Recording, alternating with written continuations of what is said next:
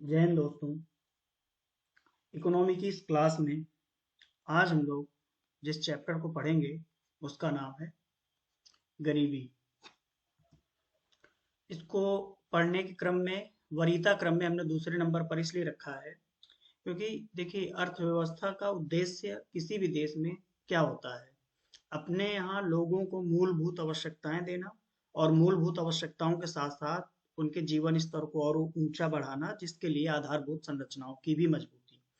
अब ये मूलभूत सुविधाएं और आधारभूत संरचनाएं मजबूत कब होगी? जब लोगों के पास गरीबी नहीं होगी, वो गरीबी स्तर से ऊपर उठ आएंगे। तो प्रत्येक विकासशील देश, चूंकि हम इकोनॉमी में खास तौर पर भारत की अर्थव्यवस्था को ज्यादा पढ़ते हैं और भारत एक विकासशील देश है, तो ऐसे विकासशील देशों का लक्ष्य जो होता है अपने देश से गरीबी को दूर करना होता है।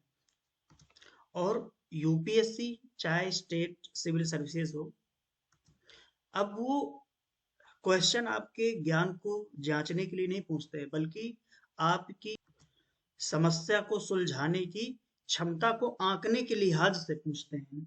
तो ऐसी स्थिति में समस्या जिन जिन क्षेत्रों में ज्यादा होगी, उन क्षेत्रों में ज्यादा समाधान चाहिए होगा, और समाधान किस तरह से कर सकते हैं, इसको लेकर के प्रश्न बनते हैं। इस टॉपिक से या चैप्टर कह सकते हैं, इससे प्रीलिम्स और मेंस दोनों में अच्छे खासे प्रश्न बनते हैं। तो इस चैप्टर को शुरू करते हैं। अब देखिए, अगर गरीबी कहा जाए तो आपके दिमाग में कुछ आ रहा होगा कि गरीबी किसे कह सकते हैं। क्या जो व्यक्ति झोपड़ियों में बहुत गंदे तरीके से रह रहे हैं, इनके पास रहने के लिए घर नहीं है, खाने के लिए बहुत मजबूर रह रहे हैं, क्या उनको गरीब कहेंगे? या फिर आपके आसपास कुछ ऐसे लोग होंगे जो चिल्लाते रहते हैं कि मैं तो बड़ा गरीब हूँ, मुझे मदद की आवश्यकता है, या उसे गरीब कहेंगे?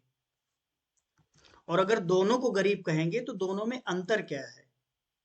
तो सबसे पहले तो बेसिक जान लीजिए कि जो भी व्यक्ति अपने जीवन की मूलभूत आवश्यकताओं को, कल मैंने डिस्कस किया हुआ था, मूलभूत आवश्यकताएं क्या होती हैं एक व्यक्ति के जीवन में। एक व्यक्ति के जीवन की मूलभूत आवश्यकताएं, सबसे पहले तो उसका भोजन है। दूसरी मूलभूत आवश्यकता पेयजल है। तीसरी क्या हो सकती है? स्वास्थ्य, आवास, शिक्षा, है ना? और यूनाइटेड नेशन ने जो लिस्टेड किया था इंटरनेट, इसको हम अभी एक किनारे रख देते हैं। ये 5 आवश्यकताएं ऐसी हैं जो व्यक्ति की मूलभूत आवश्यकताओं के रूप में जानी जाती हैं। अगर कोई भी व्यक्ति स्वयं से अपनी मेहनत से इन मूलभूत आवश्यकताओं को पूरा करने में असमर्थ रहता है, उसी व्यक्ति को हम गरीब मान लेते हैं। अभी गरीबी भी कई तरह की होती है। जैसा कि लेक्चर के शुरू में हमने डिस्कस किया था कि एक तो ऐसा व्यक्ति है जो अपनी मूलभूत आवश्यकताओं को पूरा नहीं कर पा रहा है ना?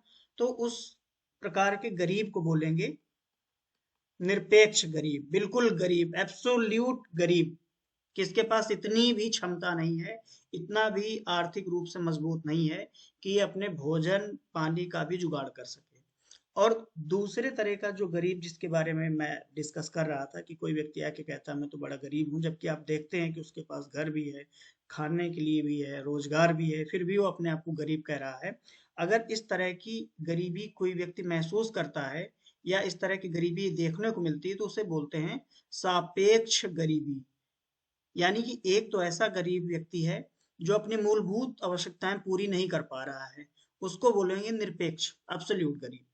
दूसरा, एक ऐसा गरीब व्यक्ति है जो अपने आप को गरीब कहता है और उसके पास घर भी है, खाने के लिए भोजन भी है, स्वास्थ्य संसाधन भी उपलब्ध हो जा रहे हैं उसको स्वस्थ रखने के लिए, फिर भी वो महसूस कर रहा है कि वो दूसरों की तुलना में गरीब है।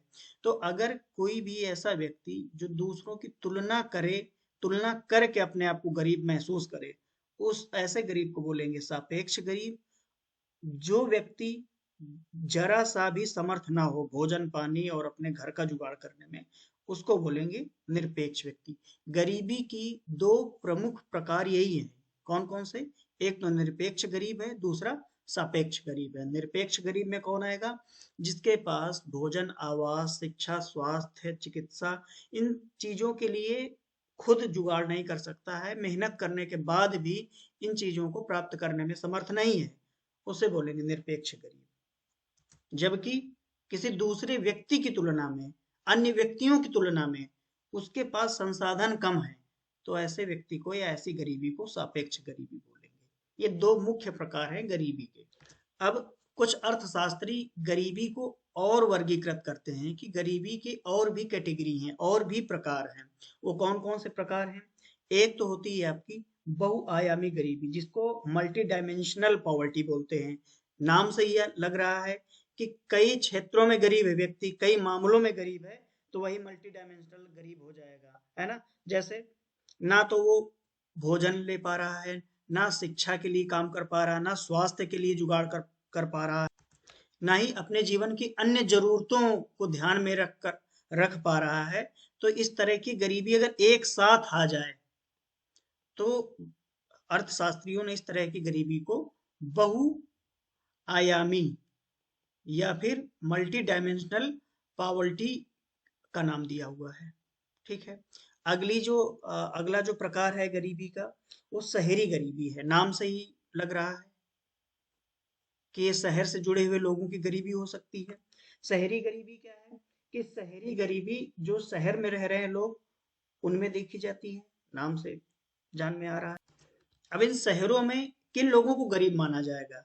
इन शहरों में भी ऐसे लोग जो स्लम में रहते हैं, यानी झोपड़ियों में या झोपड़ी झुग्गियों में रहते हैं, झोपड़ियों में झुग्गियों में रहते हैं, और इनको बेसिक सुविधाएं जैसे पानी हो गया, है ना, सीवरेज हो गया,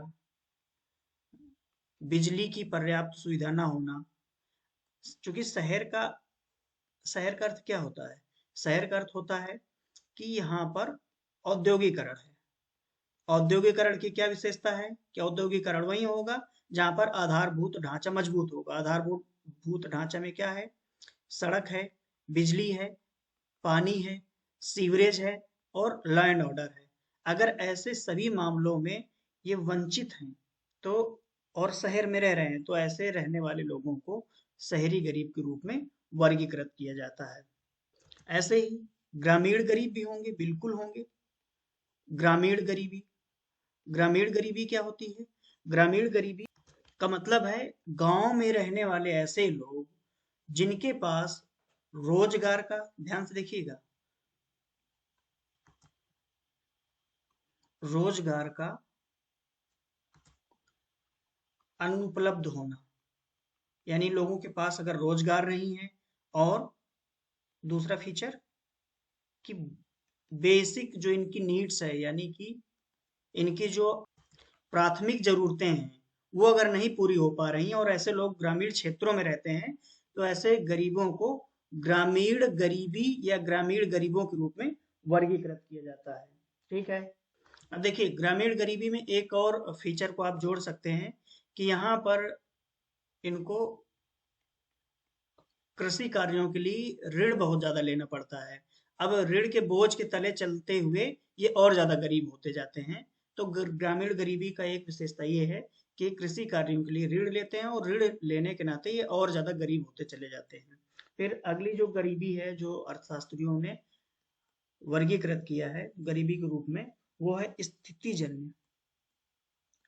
स्थिति जन्य कि कोई ऐसी कंडीशन आ गई कि जिसकी वजह से आप गरीब हो गए, तो ऐसे गरीबी को स्थिति जन्य गरीबी कहते हैं। कौन कौन सी गरीबी इसके अंतर्गत आ जाएगी? जैसे देखिए, कोई भी व्यक्ति किसी एक प्राइवेट संस्था में काम कर रहा है, प्राइवेट फर्म में या प्राइवेट कंपनी में काम कर रहा है, अचानक से इस कंपनी का घाटा होने लगता है, और इस नाते ये कंपनी कर्मचारियों की छटनी कर देती है, और उस छटनी में जो व्यक्ति आ जाते हैं, वो किसी एक कंडीशन की वजह से गरीब हुए, पैसा नहीं आने आया उनके पास में, और पैसा नहीं आया तो गरीब हो गए। तो किसी एक कंडीशन की वजह से गरीब होने की स्थिति को स्थितिजन्य या कंडीशनल पॉवर्टी कहते हैं। कोई नेचुरल डिजास्टर आ गई, प्राकृतिक आपदा आ गई, है ना। अब देखिए, आप जब मैं लेक्चर ले रहा हूँ तो मेरे साथ साथ आप भी शॉर्ट नोट बनाते चल सकते हैं। तो आगे चल करके वीडियो लेक्चर जब आप देख चुके होंगे तो आपको नोट्स पढ़ना रहेगा और शॉर्ट नोट्स आपका बना रहेगा। तो लास्ट में जा करके आप रिवाइज कर सकते हैं कम समय में। तो कोई नेचुरल डिजास्टर, प्राकृतिक आपदा आ गई और इस आपदा की वजह से किसी व्यक्ति ने अपनी नौकरी खो दी, या फिर विकलांग हो गया, विकलांग होने की वजह से नौकरी उसने खो दी, तो ऐसे कंडीशन में आई गरीबी को स्थिति जन्य या कंडीशनल या सॉरी सिचुएशनल पॉवर्टी कहते हैं। गरीबी का जो अगला प्रकार है, अगला रूप है, वो है पीढ़ीगत गरीबी, जेनरेशनल, पीढ़ीगत गरीबी। पीढ़ीगत नाम सही लग रहा है कि जनरेशन, कई जनरेशन से गरीबी चली आ रही है। जैसे मैं कोई एक मूवी का सीन देख रहा था, उस पे कोई एक व्यक्ति कमेंट करता है कि भाई हम तो शुद्ध गरीब हैं, हम कभी अमीर हुए ही नहीं, हम बस गरीब थे, हमारे दादा गरीब थे, फिर हमारे पापा गरीब थे और हम गरीब, हम शुद्ध गरीब हैं। तो उसी तरह की अगर गरीबी देखने को मिल रही है तो उसको हम पीढ़ीगत गरीबी या जनरेशनल पॉवर्टी के रूप में लिस्टेड करते हैं। अब देखिए ये क्या है, ऐसे कंडीशन में किसी व्यक्ति के दादा दादी ये भी गरीब थे, उस नाते इसके माता पिता भी गरीब रहे, और जब गरीब रहे तो ना इन्हें शिक्षा मिली, ना अच्छा स्वास्थ्य मिला, ना ही काम करने के अच्छे अवसर मिले।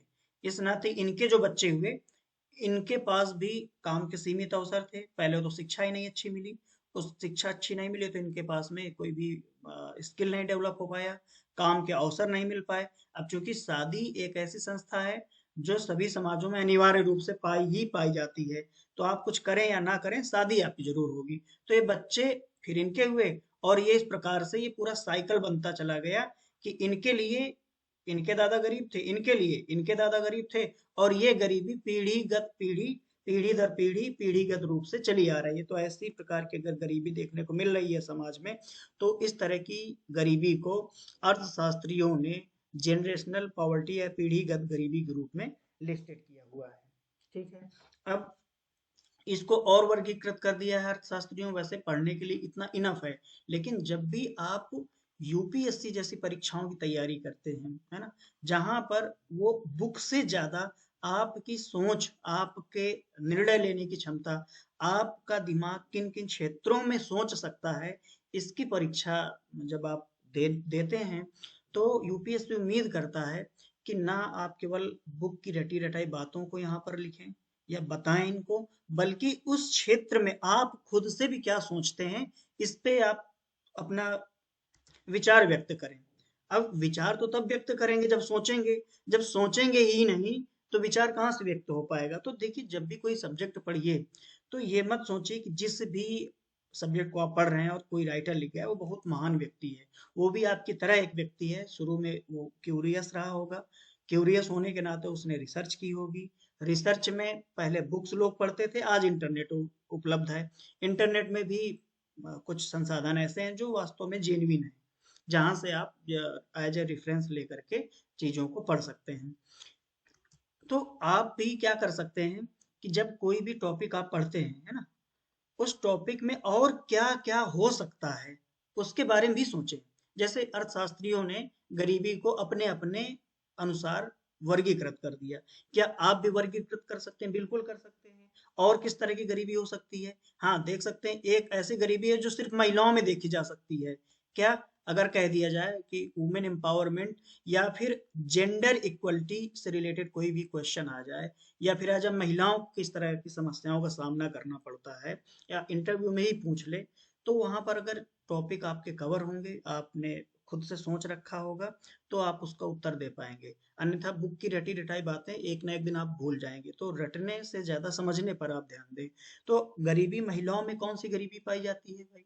महिलाओं में देखो कैसी गरीबी पाई जाती है।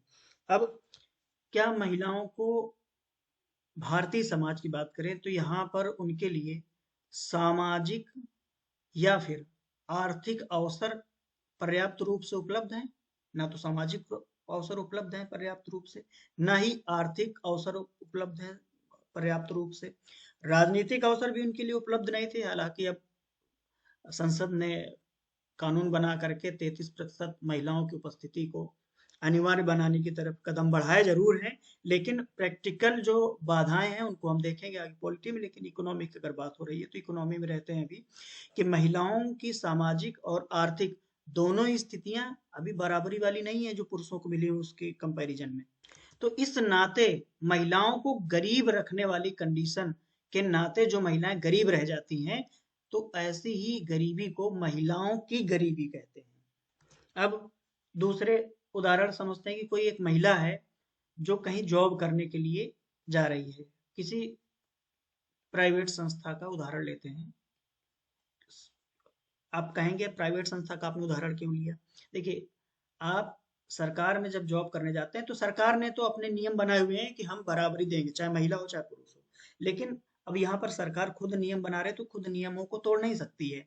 लेकिन निजी संस्थाएं मौकेबाजी करती हैं, फायदा उठाती हैं अवसरों का, और देखती हैं कि किन लोगों को अवसर पर्याप्त रूप से समाज नहीं दे रहा है, और जिनको अवसर नहीं मिलते हैं तो वो कम कीमतों पर काम करने के लिए तैयार हो जाते हैं। तो प्राइवेट संस्थाएं, इनका उद्देश्य क्या होता है? इनका उद्देश्य लाभ कमाना होता है, ना कि कल्याण करना। तो लाभ कमाने के लिए जिनको कम सैलरी देनी पड़ेगी उनको ये लोग हायर करेंगे। तो ऐसी स्थिति में महिलाओं को अवसर मिल नहीं पाता। तो महिलाओं को अवसर देने के नाम पर प्राइवेट संस्था उन्हें कम पैसे पर हायर करती हैं। तो कोई महिला अगर कम पैसे पर जॉब करती है और उसका विवाह हो जाता है किसी ऐसे जगह जहां वो घरेलू हिंसा का सामना कर रही है और उसके बच्चे हैं, तो ऐसी स्थिति में जो दूसरा कोई व्यक्ति काम करके पैसे कमा रहा है, इसके कंपैरिजन में इसको गरीब महिला माना जाएगा। ठीक है? तो इस तरह जो गरीबी महिलाओं में देखने को मिलती है, वही गरीबी महिलाओं की गरीबी कहलाती है। अब एक चक्रीय गरीबी भी होती है। चक्रीय गरीबी क्या होती है? नाम से ही समझिए, साइकिल। जो काम कुछ समय में होते हों, है ना, कुछ समय में होते हों और उसके बाद उस काम को करने के लिए लोगों की जरूरत ना पड़ती हो, तो इस वजह से गरीब हुए लोग चक्रीय गरीबी या साइक्लिकल पॉवर्टी या साइक्लिकल पुअर कहलाते हैं। जैसे आप कृषि कार्य को ले लें।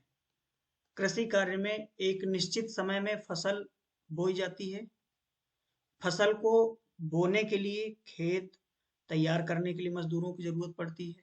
फिर बीज बोने के लिए मजदूरों की जरूरत पड़ती है, और उसके बाद में इसको कटाई करने के लिए मजदूरों की जरूरत पड़ती है। इसके बाद फिर जब तक ये फसल नहीं बोई जाएगी तब तक इन मजदूरों को, जो भी काम कर रहे थे, इन मजदूरों को कोई भी काम नहीं मिलेगा। तो इस साइकिल की वजह से या इस कार्य की वजह से जो गरीबी पैदा होती है उसे साइक्लिकल पॉवर्टी या फिर चक्रीय गरीबी के रूप में पहचानते हैं। फिर एक और होती है गरीबी का रूप, अस्थाई गरीबी, टेम्परेरी पॉवर्टी। अस्थाई गरीबी क्या है सर? अस्थाई गरीबी है कि किसी वजह से कुछ समय के लिए व्यक्ति समय के लिए कुछ समय के लिए व्यक्ति गरीब हो गया, और जैसे ही उसे काम मिला वो अपनी गरीबी से बाहर आ गया। तो इस तरह जो गरीबी पैदा होती है उसे अस्थाई गरीबी कहते हैं। उदाहरण के लिए हम ले सकते हैं मंदी का समय, है ना। जब मंदी आती है तो कर्मचारियों की छटनी होती है, तो वो गरीबी में आ गया। जैसे ही हायर करेगी कंपनी फिर से, बाजार में तेजी आएगी, कर्मचारियों की जरूरत पड़ेगी, जैसे ही वो हायर हुआ, जैसे ही उसको काम पे रखा गया, ये गरीबी उसकी खत्म हो जाती है। या फिर उसको कोई बीमारी हो गई या दुर्घटनाग्रस्त हो गया, इस वजह से वो अगर अपनी नौकरी खो देता है और गरीब हो जाता है, और किस अपने स्किल को डेवलप करके फिर से अगर जॉब पे आ जाता है, तो जितने समय तक वो गरीब रहा है, जितने समय तक नौकरी नहीं मिला और उस वजह से जो गरीबी का सामना करना पड़ा, तो ऐसी कंडीशन को ही हम लोग क्या कह देते हैं? अस्थाई या टेम्परेरी गरीबी। ठीक। अर्थशास्त्रियों ने एक और गरीबी लिस्टेड की है, और यूपीएससी को देखते हुए मुझे भी ये बताना ठीक लग रहा है। एक गरीबी होती है विकलांगता गरीबी। देखो, आपको जब आप अधिकारी बनोगे तो आपको सभी डायमेंशन पे सोचना पड़ेगा। कोई भी व्यक्ति छूटना नहीं चाहिए, है ना। भारत के जो लक्ष्य है, क्या लक्ष्य है कि अंतिम व्यक्ति तक संसाधनों की पहुंच, अंतिम व्यक्ति तक संसाधनों की पहुंच। अब इसी पहुंच को सुनिश्चित करने के लिए सरकार तमाम तरह के कार्यक्रम और योजनाएं चलाती है। इसमें कोई भी व्यक्ति अगर छूट जाएगा तो सरकार का जो कल्याणकारी और सबको समानता और बराबरी देने का जो उद्देश्य है वो पूरा हो पाएगा, नहीं पूरा हो पाएगा। इन उद्देश्यों को पूरा करने के लिए उसे कुछ काम करने वाले लोग चाहिए होते हैं। उनमें से कुछ बहुत निचले स्तर पे होते हैं, कुछ बहुत ऊंचे स्तर पर होते हैं। तो जिसकी तैयारी आप कर रहे हो वो बहुत ऊंचे स्तर के लोग हैं। अब ये ऊंचे स्तर के लोग अगर मल्टी डायमेंशनल नहीं होंगे, सभी लोगों तक अपनी नजर नहीं रख पाएंगे, सभी क्षेत्रों में नहीं देख पाएंगे, तो समस्याओं का सामना नहीं कर सकते हैं और देश जिस समस्या में था उसी में फंसा रहेगा। तो आवश्यक है कि आप भी चारों तरफ जिस भी क्षेत्र की बात की जाए तो वहां कोई भी बिंदु छूटने ना पाए। तो गरीबी के जब वर्गीकरण कर रहे हैं तो उसमें अगर विकलांगों को हम छोड़ देंगे तो फिर हमारी गरीबी की जो परिभाषा वो अधूरी रह जाएगी, या गरीबी का जो वर्गीकरण है वो अधूरा रह जाएगा। तो विकलांगता गरीबी क्या है? अब सर कोई व्यक्ति विकलांग है अगर, और विकलांग होने की वजह से उसे काम नहीं मिल पा रहा है, तो सर इसी तरह की गरीबी विकलांगता गरीबी में आएगी। ठीक है। अब चूंकि होता क्या है कि जो जॉब्स हैं, गवर्नमेंट जॉब्स तो हैं लिमिटेड, तो ज्यादा जॉब्स कहाँ पे होंगी? अब चूंकि सरकार भी खुद को लिमिटेड कर रही है और मोस्टली प्राइवेट हाथों में दे रही है कामों को। क्यों प्राइवेट हाथों में दे रही है? कल हमने देखा था कि प्राइवेट पूंजीवादी अर्थव्यवस्था होने के कुछ अच्छे लाभ हैं। उन लाभों को प्राप्त करने के लिए प्राइवेट कर रही है सरकार चीजों को, अपनी अर्थव्यवस्था को। तो जॉब्स भी ज्यादा कहाँ होंगी? ज्यादा जॉब्स आपकी प्राइवेट सेक्टर में होंगी। अब प्राइवेट सेक्टर का उद्देश्य क्या है? प्राइवेट सेक्टर का उद्देश्य लाभ कमाना है। लाभ कमाने के लिए किन लोगों को जॉब पर रखेंगे? जो स्किल्ड वर्कर होंगे, ठीक है, स्किल्ड वर्कर्स को रखेंगे। अब स्किल्ड वर्कर्स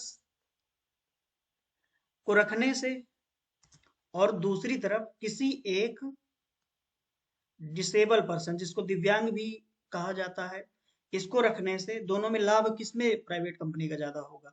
एक जो अच्छे से काम कर ले रहा है, समुचित ढंग से चल रहा है, स्वस्थ है, उसको रखेंगे तो उसमें ज्यादा प्रॉफिट होगा कंपनी का। तो कंपनी डिसेबल पर्सन को जॉब पे नहीं रखना चाहती। तो ऐसी स्थिति में जितने भी डिसेबल हैं, अब उनके पास अवसर तो है नहीं कोई भी काम करने का, पैसा कमाने का। अब पैसा जब कमाएगा नहीं, अपनी मूलभूत सुविधाएं खुद पूरी कर नहीं सकता, और मूलभूत सुविधाएं पूरी कर नहीं पाएगा तो क्या हो जाएगा? गरीबी की श्रेणी में आ जाएगा। तो इस वजह से जो भी गरीब हुआ उसे विकलांगता गरीबी या डिसेबिलिटी पॉवर्टी बोलते हैं। अब सर ये तो थे, देखिए, गरीबी के टाइप्स। गरीबी के टाइप्स को हमने ढंग से समझ लिया। अब देखो, गरीबी के वैसे मोस्टली आपको जहां कहीं लिखे मिलेंगे, आपको दो ही टाइप्स मिलेंगे। एक तो एब्सोल्यूट गरीब, जो निरपेक्ष रूप से गरीब ही है ना? और दूसरे ऐसे गरीब जो कंपेरेटिवली, जिसको सापेक्ष गरीब कहते हैं, किसी की तुलना में गरीब होते हैं। फिर लिस्टिंग में दो तीन और बता देंगे, लेकिन मैंने आपको डिटेल में इसलिए बताया क्योंकि प्रीलिम्स के बाद में, ध्यान दीजिएगा, प्रीलिम्स के बाद में मुश्किल से आपके पास 90 दिन है, और इन 90 दिनों में आप पूरे पूरे सिलेबस को खत्म नहीं कर सकते हैं। और प्रीलिम्स भी जब आप तैयार करके जा रहे हैं तो आप ये 20 25 या 50 मिनट में पूरे के पूरे चैप्टर को खत्म कर देने वाले लेक्चर से काम नहीं चलेगा। इसमें जब आप मेंस को भी लेकर चलेंगे तभी प्रीलिम्स के स्टेटमेंट, क्योंकि प्रीलिम्स में क्या कर रहा है, क्वेश्चन में स्टेटमेंट दे दे रहा है। अब ये स्टेटमेंट आप कहाँ से पा पाएंगे? जब चीजों को आपने विस्तृत ढंग से पढ़ा होगा, ढंग से समझा होगा। तो आवश्यक हो जाता है कि हम उन चैप्टर्स को स्किप कर सकते हैं, उन चैप्टर्स को कम पढ़ सकते हैं जहां से प्रश्न कभी नहीं बना या बनने की संभावना नहीं है, और उन चैप्टर्स को पूरा प्री और मेंस के लिए पढ़ें जहां से क्वेश्चंस बनने की संभावना सबसे ज्यादा है, ना केवल प्रीलिम्स में बल्कि मेंस में। तब जा करके तो आप यूपीएससी में एक फाइनल सिलेक्टेड पर्सन बन सकते हैं। अदरवाइज प्रीलिम्स के चक्कर में आप फंस जाएंगे, जैसे व्यक्ति गरीबी के चक्कर में फंस जाता है, जो कि हम लोग आगे समझेंगे। अब देखिए, गरीबी के टाइप्स हो गए। अब गरीबी के कारण क्या होते हैं, कि किन कारणों से व्यक्ति गरीब होता है, इसको भी हम थोड़ा डिटेल में ही समझेंगे। पहले तो देखो, एक तो है आर्थिक कारण। कौन सा? सबसे बड़ा कारण सर यही है, आर्थिक कारण। और कहा भी जाता है, किसी भी व्यक्ति को अगर आर्थिक रूप से आप मजबूत कर दीजिए, आर्थिक रूप से अगर आप किसी को मजबूत कर देंगे, तो उस व्यक्ति को सामाजिक, राजनैतिक रूप से मजबूत होने से कोई नहीं रोक सकता है। तो व्यक्ति को समानता पे लाना और व्यक्ति के जीवन स्तर को बढ़ाने के लिए जो सबसे ज्यादा मजबूत आधार है, वो है आर्थिक गतिविधियां ज्यादा कर देना व्यक्ति के जीवन में। तो आर्थिक कारण क्या है गरीबी के? पहला तो यही है भाई, कि भाई साहब, व्यक्ति के पास रोजगार नहीं है ना, बेरोजगारी। दूसरा, बेरोजगारी की वजह से क्या होता है कि भाई कोई आय हो नहीं पाएगी, इनकम होगी नहीं, तो भाई साहब गरीबी रहेगी ही रहेगी। दूसरी, जिन लोगों को रोजगार मिलता भी है ना, तो उनको बहुत कम मजदूरी मिलती है। कम मजदूरी मिलेगी तो अपनी आर्थिक क्रियाएं भी कम करेंगे, और आर्थिक क्रियाएं कम करेंगे, जीवन स्तर जिस स्तर का होना चाहिए एक सामान्य व्यक्ति का, मूलभूत आवश्यकताएं पूरा करने के लिए, वो पूरा नहीं कर पाएंगे तो गरीबी के चक्र में फंस जाएंगे। तीसरा क्या आर्थिक कारण है, कि देश में हमारे यहाँ पर आय का असमान वितरण है ना। आय का असमान वितरण आप लोग जान पा रहे होंगे, कि किसी के पास तो आय बहुत ज्यादा है, और किसी के पास इतनी कम है कि वो न्यूनतम जरूरतों को पूरा करने में उसे सोचना पड़ रहा है। ठीक है। और आर्थिक कारण क्या हो सकता है? बढ़ती हुई महंगाई। महंगाई बढ़ रही है जिस वजह से गरीबी बढ़ रही है। ठीक। दूसरा कारण क्या हो सकता है? दूसरा सर निसंदेह हम लेंगे सामाजिक कारण। क्या सामाजिक कारण ऐसे होते हैं जिसकी वजह से गरीबी बढ़ती है? पहला कारण तो यही है कि जाति और लिंग का भेदभाव, है ना। जातिगत भेदभाव, जाति और लिंग भेदभाव, डिस्क्रिमिनेशन होता है इस आधार पे कि अरे आप किस जाति के हैं? अरे सर हम तो इस फला फला जाति के हैं। नहीं नहीं, हम आपको नहीं नौकरी दे सकते हैं, क्योंकि भाई फिर हम ऐसे लोगों के साथ इनसे काम नहीं करा पाएंगे। तो जातिगत भेदभाव हो गए। लिंग भेदभाव, गए, बोले क्या है भाई, महिला है, अरे नहीं महिलाओं को मत रखिए अभी, देखिए ये बोरे उठा करके लोडिंग का काम है, महिला को रखेंगे जल्दी थक जाएंगी, तो हम इतना ज्यादा प्रॉफिट निकाल नहीं पाएंगे। तो जातिगत और लिंग भेदभाव के नाते काम मिल नहीं पाता लोगों को। काम नहीं मिल पाएगा, पैसा नहीं मिलेगा, तो जाहिर सी बात है गरीब बने रहेंगे। दूसरा क्या कारण हो सकता है? शिक्षा का अभाव है ना। शिक्षा का अभाव है। शिक्षा का अभाव जब रहेगा तो स्किल नहीं डेवलप हो पाएगी, स्किल नहीं डेवलप हो पाएगी तो फिर आपको अच्छा काम नहीं मिल पाएगा, अच्छा काम नहीं मिलेगा तो आपकी आय नहीं हो पाएगी। और क्या हो सकता है सामाजिक कारण?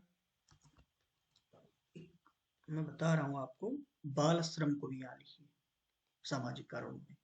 बाल श्रम की वजह से ये बच्चे स्कूल जा नहीं पाते हैं, है ना, एक बड़ा मुद्दा है। बाल श्रम की वजह से शिक्षा नहीं प्राप्त कर पाते हैं, और शिक्षा के साथ साथ एक जो मजबूत मानव संसाधन मिल सकता था ना, क्योंकि देखिए मजबूत मानव संसाधन का मतलब शारीरिक मजबूती से। अब बाल श्रम करेगा बच्चा तो उसका शारीरिक विकास तो हो नहीं पाएगा, शारीरिक विकास नहीं हो पाएगा तो वो बहुत कम उम्र में या तो मर जाएगा, या फिर इतना कमजोर हो जाएगा कि वो काम सही से नहीं कर पाएगा। तो बाल श्रम एक बहुत बड़ा सामाजिक कारण है गरीबी का। इसके अलावा और कौन से कारण हो सकते हैं गरीबी के? और राजनीतिक कारण, है ना, ये तो सबसे बड़ा कारण है, इसको पहले ही लिखना चाहिए। राजनीतिक कारण क्या हो सकते हैं? पहला तो ये है, सब लोगों को पता ही है, भ्रष्टाचार। कि जो भी स्कीम्स आती हैं गरीबी को दूर करने के लिए, उनमें इतना भ्रष्टाचार हो जाता है कि सही लोगों तक स्कीम्स पहुंच नहीं पाती हैं। और जब स्कीम सही से काम नहीं करेगी, तो जो जिस समस्या को दूर करने के लिए स्कीम चलाई गई थी, वो समस्या कभी दूर नहीं हो पाएगी। तो भ्रष्टाचार एक बड़ा कारण है गरीबी का। दूसरा और क्या हो सकता है? अस्थिर सरकार, है ना। अगर कहीं पर बार बार सरकारें बदल रही हैं, कोई इस्तीफा दे रहा है, कोई किसी भी तरह की उनकी सहमति नहीं बन पा रही है कि सरकार चलाया जाए। कोई कह रहा है हम मुख्यमंत्री बनेंगे, कोई कह रहा है हम प्रधानमंत्री बनेंगे, और इस नाते सरकार अगर नहीं स्थायी तो स्थिर रह पा रही है, बार बार बदल रही है, तो फिर ऐसी सरकार कब अपने यहाँ पर कल्याणकारी योजनाओं के लिए समय निकाल पाएगी। इस नाते स्थिर सरकार भी एक बड़ा कारण है गरीबी का। और क्या हो सकता है? और ये हो सकता है गलत नीतियां, या फिर दूसरे शब्दों में कहें, गलत नीतियां आप लिख सकते हैं इसको, और दूसरे सही शब्दों और ढंग से लिखना चाहें तो ये लिख सकते हैं, नीतियों का सही संचालन नहीं होना। भाई नीति तो बन गई, देख रहे हैं भारत जब से आजाद हुआ तब से नीतियां बनती चली आ रही हैं। कैसी नीतियां? कि गरीबी को दूर करेंगे हम लोग, बेरोजगारी को दूर करेंगे, आर्थिक गतिविधियों को बढ़ाने के लिए, उद्योगों को बढ़ाने के लिए प्रमोट करेंगे। लेकिन आज तक गरीबी खत्म नहीं हो पा रही, बल्कि कुछ मामलों में और बढ़ती चली आ रही। तो इसमें हम कह सकते हैं कि नीतियों का सही से संचालन न होना भी एक बड़ा राजनीतिक कारण है गरीबी को बनाए रखने में। ठीक है, जिसकी वजह से गरीबी दूर नहीं हो पा रही है। और क्या कारण हो सकते हैं? अगर कोई भी देश युद्ध में लगा हुआ है, जैसे अभी हम लोग देख रहे हैं यूक्रेन का संघर्ष, तो युद्ध जैसी कंडीशन होने पर, या आंतरिक संघर्ष होना, जैसे आंतरिक संघर्ष, आंतरिक संघर्ष किस देश में चल रहा है भाई? पाकिस्तान को मत कहिएगा, पाकिस्तान को तो देश मानना ही गलत है। जो लोग इसको देश मान करके इसके भाव बढ़ाए हुए हैं तो हालांकि इकोनॉमी में हम हैं तो पढ़ेंगे उसको एक देश के रूप में, लेकिन फिर भी पाकिस्तान को आप जब देखेंगे उसके स्ट्रक्चर को, तो उसमें जितनी भी बुराइयां हो सकती हैं वो सारी बुराइयां हैं, और वो भी राजनीतिक कारणों की वजह से। हाँ, तो किसी भी देश में अगर युद्ध चल रहा है या आंतरिक संघर्ष है, तो वहां गरीबी का होना स्वाभाविक है। अब देखिए गरीबी के और क्या क्या कारण हो सकते हैं। सर बिल्कुल, हम पर्यावरण को जब इतना महत्व दे रहे हैं तो हम प्राकृतिक कारणों को क्यों छोड़ देंगे? है ना? देखिए जब भी आप यूपीएससी में जाइए तो समस्याएं कहाँ कहाँ हैं? पर्यावरण, है ना, गरीब हो रहे हैं लोग, आर्थिक गतिविधियां, और तकनीकी, इन, और चौथा समानता, और खास तौर पर लैंगिक समानता, है ना। ये चार चीजों को हमेशा ध्यान में रखिए। कोई भी प्रश्न आप लिखेंगे उसमें पर्यावरण का पॉइंट आपको डालना है, आर्थिक रूप से मजबूती कैसे की जाए इसका पॉइंट डालना, तकनीकी जो सहायता ले सकते हैं, और लैंगिक समानता। इन मुद्दों को ध्यान में रखते हुए अगर आप उत्तर लिखेंगे तो निसंदेह आपको माना जाएगा कि ये ऐसा व्यक्ति है जो हमारे देश में, हमारे समाज में जो भी बुराइयां उपलब्ध हैं उनको दूर करने की दिशा में सोच रहा है, और जो समस्याएं हैं उन समस्याओं को दूर करने के लिए आर्थिक और तकनीकी संसाधनों का सहारा लेने की प्रवृत्ति रखता है। ठीक है, तो प्राकृतिक कारण क्या हो सकते हैं गरीबी के? भाई साहब, बाढ़ आ जाएगी, सूखा आ जाएगा, भूकंप आ जाएगा, तूफान आ जाएगा, है ना। तो इस वजह से गरीबी हो सकती है, बढ़ सकती है। और क्या हो सकता है? फिर दूसरा तो वही है कि जिस वजह से पहली समस्याएं आ रही थी, जलवायु जलवायु परिवर्तन की वजह से कृषि कार्य प्रभावित होते हैं। कृषि का जो फसलों का चक्र है वो चक्र बिगड़ जाता है, जिस वजह से उत्पादन कम होता है और गरीबी बढ़ जाती है ना। और प्राकृतिक कारण क्या हो सकते हैं? कुछ जगह पर संसाधन बहुत अधिक है, कहीं पर संसाधन है ही नहीं, तो संसाधनों की कमी भी गरीबी का कारण है। और क्या कारण हो सकते हैं सर? बिल्कुल हो सकते हैं। यूपीएससी की तैयारी कर रहे हैं, क्यों कोई क्षेत्र छोड़ेंगे? सांस्कृतिक कारणों से भी तो व्यक्ति गरीब हो सकता है। क्या सांस्कृतिक कारण है गरीबी के? पहला तो ये सर ये है कि आपने देखा होगा, लिख लो, परंपराएं और रीति रिवाज। कुछ लोग परंपराएं और रीति रिवाजों के नाते कुछ काम नहीं करना चाहते हैं, और आधुनिक शिक्षाओं से भी दूर रहते हैं कि भाई ये तो हमारी रीतियों के खिलाफ है, हमारे रीति रिवाजों को नुकसान पहुंचा देंगे, जिस वजह से गरीबी बनी रहती है। और क्या हो सकता है सर? दूसरा, कि कुछ सामाजिक मान्यताएं होती हैं। क्या? कि औरतों का काम है रोटी पकाना, नौकरी करना नहीं। तो सामाजिक मान्यताओं की वजह से ही हमारे गरीबी को बनाए रखने में सांस्कृतिक कारण के रूप में इसकी पहचान की जाती है। और क्या कारण हो सकता है? और हो सकता है आधुनिकता का विरोध, है ना? क्या कर सकते हैं? आधुनिकता का विरोध। आधुनिकता का विरोध हर मामले में लोग करने लगते हैं। देखिए, जहां पर आपकी संस्कृति को नुकसान हो रहा है, उस चीज के अतिरिक्त हम आगे जब बढ़ेंगे, तो आगे बढ़ने के लिए किसी न किसी रूप में आधुनिकता का कभी ये मतलब नहीं होता है कि आप अपनी संस्कृतियों को नष्ट कर दें। आधुनिकता का अर्थ ये होता है कि अपनी संस्कृति के साथ में उसका तालमेल मिलाना। लेकिन कोई कुछ समाज ऐसे हैं जो आधुनिकता को पूरी तरह से नकार देते हैं, और जिस नाते वो गरीब बने रहते हैं। तो सांस्कृतिक कारण है ये गरीबी को बनाए रखने में। और क्या कारण हो सकते हैं सर? सर, तकनीकी कारण बिल्कुल हो सकते हैं। तकनीकी कारण भी हो सकते हैं गरीबी को बनाए रखने में। तकनीकी कारण कौन कौन? यही कि तकनीकी का या तो देखो, या तो उपलब्ध ना होना, है ना? या तो तकनीकी उपलब्ध नहीं होगी, और या फिर तकनीकी उपयोग से दूर होना, से दूर होना। भारत में क्या है? तकनीकी उपलब्ध नहीं है या तकनीकी प्रयोग नहीं है। भारत में तकनीकी भी आ रही है, यानी उपलब्ध हो रही है, तो क्या लोग यूज कर रहे हैं? हाँ, बिल्कुल यूज कर रहे हैं। आप अपने ही हाथों में देख रहे होंगे तमाम ऐसे डिवाइसेस जो कुछ सालों पहले तक नहीं थी, अगर थी भी तो लोगों की पहुंच तक नहीं थी। लेकिन आज भारत में तकनीकी भी है और तकनीक तकनीकी प्रयोग भी लोग कर रहे हैं। तो भारत में तकनीकी कारणों से तो लोग गरीब नहीं हैं, बल्कि जो भी तकनीकी कारण थे और इस वजह से गरीब थे, इनको दूर करने का प्रयास किया जा रहा है। और क्या कारण हो सकते हैं सर? अब सर, व्यक्ति का एक व्यक्तिगत कारण भी तो हो सकता है ना? देखो, जब आप पढ़ोगे ना मुझसे, तब आपको हर सब्जेक्ट में मैं इथिकल पॉइंट्स जरूर नोट कराऊंगा। और जब इथिक्स को सारे सब्जेक्ट के साथ इंटीग्रेट करोगे आप, तो इथिक्स में निसंदेह बहुत अच्छा नंबर आएगा। क्योंकि कोई भी काम आप करोगे, बिना इथिक्स के करोगे तो उसका पूर्ण लाभ नहीं मिल पाएगा। तो व्यक्तिगत कारण सर गरीबी के क्या हो सकते हैं? आप खुद बताओ कि क्यों व्यक्ति गरीब रहता होगा व्यक्तिगत कारणों से। बिल्कुल सही बात है, जो हमारे आपके सबके अंदर बहुत ज्यादा तेजी से छाया हुआ है, आलस्य। और क्या हो सकता है? नशाखोरी, है ना? नशा करेंगे, काम करने का मन ही नहीं करेगा, लगेगा नशा करके बस लेटे रहो अपने सपनों की दुनिया में, और वहीं सब कुछ है। तो आलस्य और नशाखोरी व्यक्तिगत कारण है। और क्या कारण हो सकते हैं गरीबी के?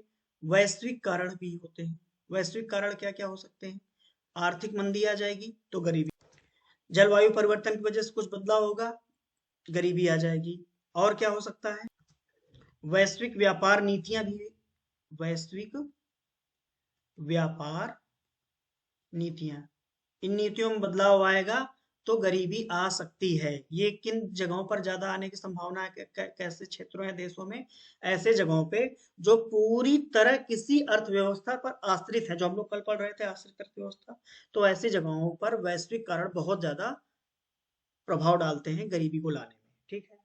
पारिवारिक कारण भी होते हैं कुछ। पारिवारिक कारण में क्या है कि अगर पारिवारिक कारण, पारिवारिक कारण में अगर बहुत बड़ा परिवार है ना, रोजगार करने वाला एक व्यक्ति है, तो गरीब हो जाएंगे। संसाधनों का बंटवारा चूंकि हो जाता है।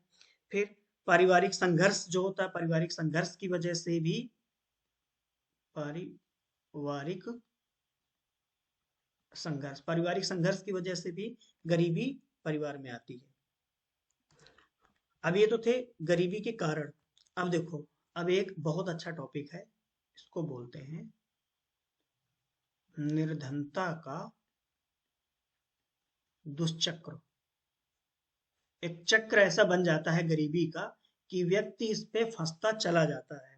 सर, एक उदाहरण समझ लीजिए। एक है किसान, ठीक है? ये किसान है क्या? गरीब। अभी क्या काम करेगा? इसका काम है खेती करना। खेती करने के लिए इसने लिया ऋण।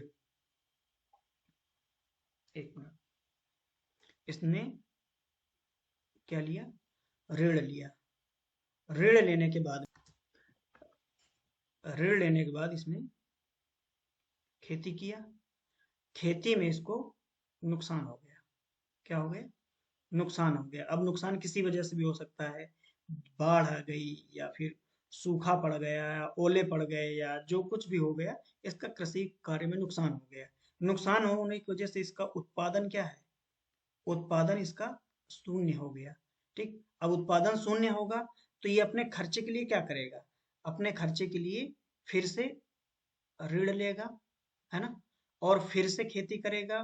फिर अगर फसल में नुकसान आ गया तो फिर ये इस अब मान लीजिए किसी बार इसकी फसल ठीक पैदा हो भी गई, तो इसका जो लाभ आया है वो चला जाएगा जो पुराना उसने उधार प्लस ऋण में, और नेक्स्ट खेती करने के लिए फिर इसको ऋण लेना पड़ेगा। तो इस तरह से एक चक्र में फंस जाता है, और इस तरह चक्र में फंसे हुए रह करके वो अपना पूरा का पूरा जीवन, कई बार तो ऐसा हुआ है पूरा जीवन ही उसका इस गतिविधि में निकल गया। आप लोग तैयारी करते हैं तो खाली समय में कुछ अच्छी चीजें पढ़ा कीजिए। जैसे आप गोदान पढ़ेंगे तो गोदान में बहुत अच्छा एग्जाम्पल है निर्धनता के दुष्चक्र का। इसमें व्यक्ति जब ऐसा फंस जाता है कि बार बार वो ऋण लेता है और उस ऋण लेने के नाते गरीबी बना रहता है। और दूसरा एक मुंशी प्रेमचंद्र की ही है, सवा शेर गेहूं। ये ऐसा है कि इस गेहूं की एक मात्रा के बदले पिता के बाद उसका पुत्र जीवन भर किसी एक व्यक्ति के गुलाम रहते हैं। तो निर्धनता का दुष्चक्र एक ऐसा चक्र है कि जिसमें व्यक्ति निर्धनता के जाल में एक बार जब फंस जाता है तो उस नाते वो बार बार फंसता ही चला जाता है। फिर उससे बहुत मुश्किल से, या तो बहुत मुश्किल से निकल पाता, अन्यथा कई मामलों में वो इस चक्र से नहीं निकल पाता है। अब देखिए, अब निर्धनता के जो दुष्चक्र है इसका एक राष्ट्रीय स्वरूप होता है कि राष्ट्रीय स्वरूप में किस तरह दुष्चक्र में फंसाती है और राष्ट्र को बर्बाद कर देती है, और किस तरह व्यक्तिगत रूप से व्यक्ति को फंसाती है अपने चक्र में, और व्यक्ति गरीब ही होता रहता है ना? मान लीजिए एक व्यक्ति पैदा होता है बच्चे के रूप में, कहाँ पैदा हुआ? किसी एक गरीब परिवार में पैदा हुआ, है ना? ये एग्जाम्पल मैंने आपके नोट्स में भी डाला है। ये बच्चा गरीब परिवार में पैदा हुआ, इसका पालन पोषण बहुत कम संसाधनों में होगा, इसको सही से पोषण नहीं मिल पाएगा। मैं पालन पोषण लिख देता हूँ, पालन पोषण सही से पालन पोषण नहीं हो पाया, कम संसाधनों में हो पाया, इसको न्यूट्रिशन सही नहीं मिले, शिक्षा सही नहीं मिली, तो ये क्या करेगा? अब भाई साहब इसके पास किसी भी तरह की ना तो शिक्षा है ना, ना ही किसी तरह का स्किल है, और प्लस ये शारीरिक रूप से भी कमजोर है। तो क्या एक अच्छा मैन पावर तैयार हो पाया? नहीं हो पाया। अब जिस वजह से इसको रोजगार भी अच्छा नहीं मिलेगा। अब जब ये रोजगार अच्छा नहीं मिलेगा तो फिर ये जैसे तैसे करके अपनी जीविका चलाएगा। अब मैंने थोड़ी देर पहले बताया, शादी तो अनिवार्य रूप से होगी। शादी होगी तो इसके यहाँ फिर एक बच्चा होगा।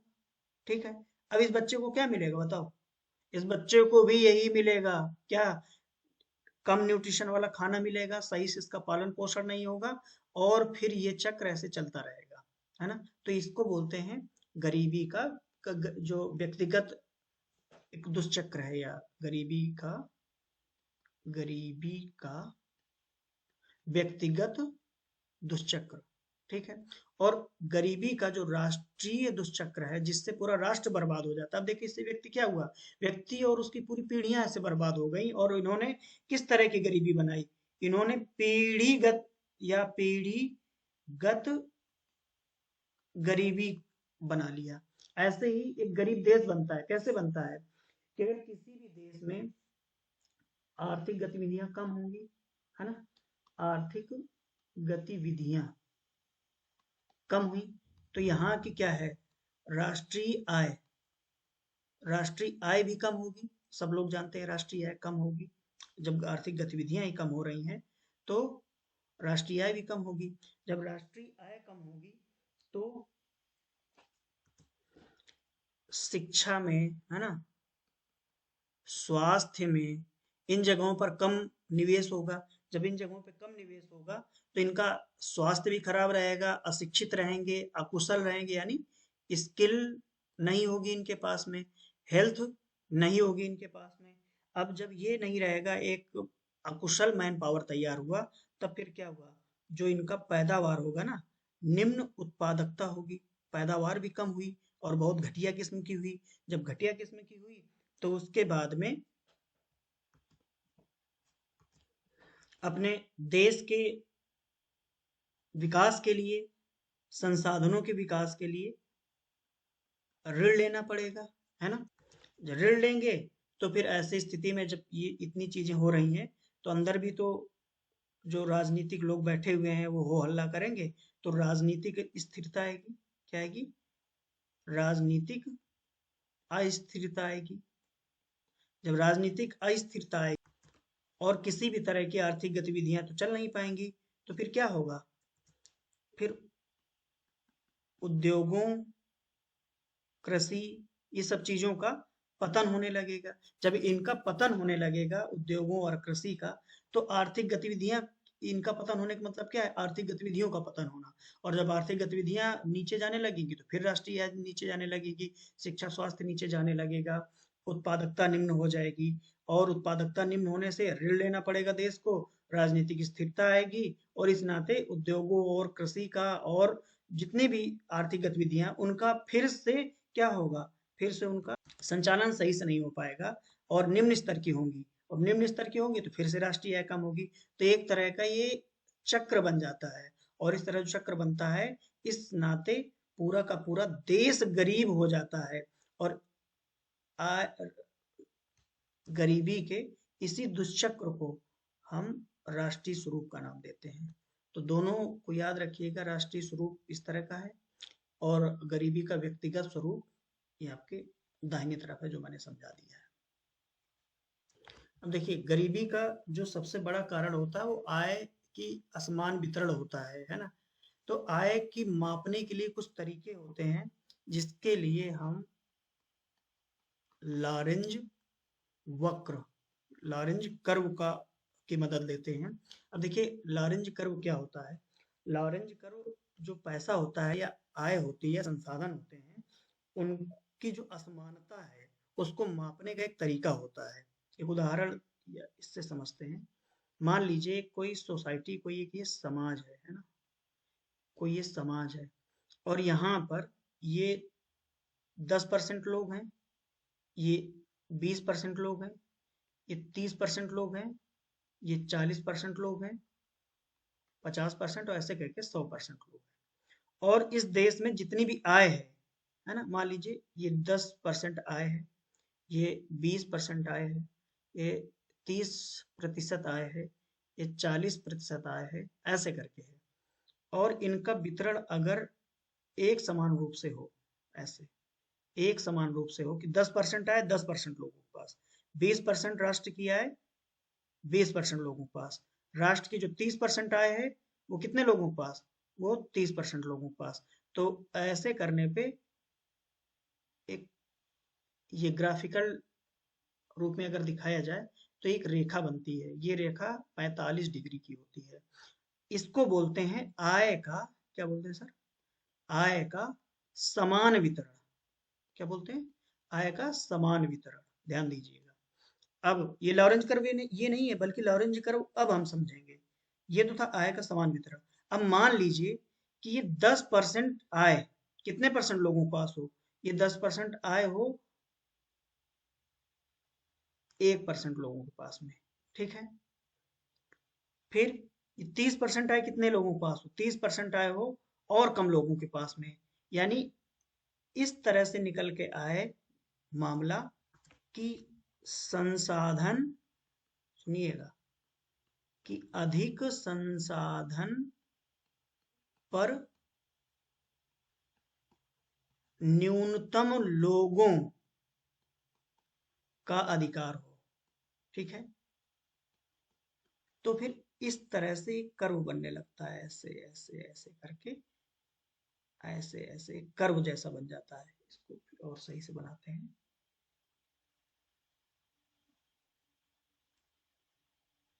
मिट जाओ भाई। तो अगर इस ये जो समानता दिखाने वाली रेखा है, इससे नीचे कर्व जैसा ऐसे बन जाए, ऐसे करके, है ना, तो इस तरह जो कर्व बनता है इसे ही लॉरेंज कर्व बोलते हैं या लॉरेंज वक्र बोलते हैं। तो लॉरेंज वक्र क्या बताता है? लॉरेंज वक्र ये बताता है कि आय का किस तरह से असमान वितरण है। अगर समान रूप से वितरण है तो एक 45 डिग्री की रेखा बनती है। अगर इस तरह की रेखा किसी भी समाज में देखने को मिलती है तो इसका मतलब है कि आय का समान वितरण है, अर्थात 10% लोगों के पास 10% आय, 20% आय, 20% लोगों के पास, 30% जो इनकम है राष्ट्र की वो 30% लोगों के पास में है। और इस तरह अगर बंटवारा हो रहा है आय का तो उसे बोलेंगे समाज में आय का समान वितरण है। और लॉरेंज वक्र क्या बताता है कि ज्यादा लोगों के पास कम रिसोर्स है, यानी संसाधन जो देश का या देश की जो आय है वो जो ज्यादा आय है वो कम से कम लोगों के पास में है। जितने कम लोगों के पास में होगी वो लॉरेंज कर्व उतना ज्यादा बड़ा बनता जाएगा। जितनी यानी कि जितनी असमानता ज्यादा होगी तो उतना ही लॉरेंज वक्र बड़ा बनता जाएगा। असमानता कम होगी तो लॉरेंज वक्र इसके पास होता चला जाएगा। यानी कि अगर समानता रेखा के पास है लॉरेंज कर्व तो इसका मतलब उस देश में असमानता कम है। जितना ज्यादा इस रेखा से दूर होगा उतनी ही ज्यादा असमानता उस समाज में होगी। अगर बहुत ज्यादा दूर है तो समझ लीजिए उस समाज में बहुत असमानता है। जैसे कुछ देशों में 90% आय सिर्फ 5-6% लोगों के पास में है, बाकी 10% में पूरा 95% देश के लोग हैं। तो ऐसे मामले में लॉरेंज कर्व बहुत दूर बनेगा जाकर के इस समानता रेखा से। तो लॉरेंज कर्व का अर्थ है ये समाज में किस तरह आय का समान वितरण है इसको दिखाता है। अब इसको मापने के लिए एक अर्थशास्त्री थे कोलोरेडो गिनी, उन्होंने दिया गिनी गुणांक। क्या दिया? गिनी गुणांक। क्या हो रहा है? उन्होंने दिया गिनी गुणांक। अब ये गिनी गुणांक क्या होता है सर? ये लॉरेंज कर्व का यूज करके, ये गिनी गुणांक लॉरेंज कर्व का यूज करके किसी भी क्षेत्र में या देश में आय के असमान वितरण को मापने में हेल्प करता है।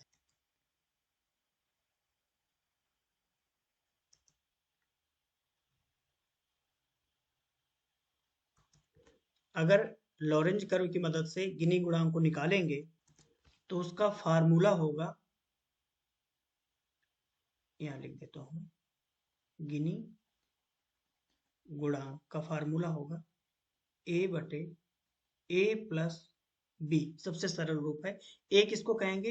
ये जो हमारी समांतर रेखा जा रही है, ये वाली, ये समांतर रेखा, ये जहां मैंने पॉइंट बनाया हुआ है, इस समांतर रेखा से ये जो कर्व के बीच की दूरी है इसको अगर हम छायांकित कर दें इसको हम बोल देंगे ए, और बाकी का एरिया जो है उसको हम बोलेंगे बी। ठीक है।